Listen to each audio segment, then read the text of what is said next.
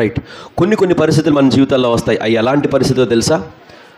తుఫాను రాగానే యేసు ప్రభువుని నేను తెలుసుకున్నాను, నమ్ముకున్నాను, లేకపోతే ప్రార్థనలో ఉన్నానన్న విషయం మర్చిపోయి మనలో అలజడులు రేగుతాయి, భయం వచ్చేస్తుంటుంది.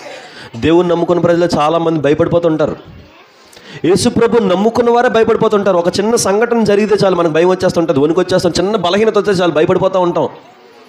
కానీ యేసు ప్రభు ఉన్నాడన్న విషయం మనం మర్చిపోతాం.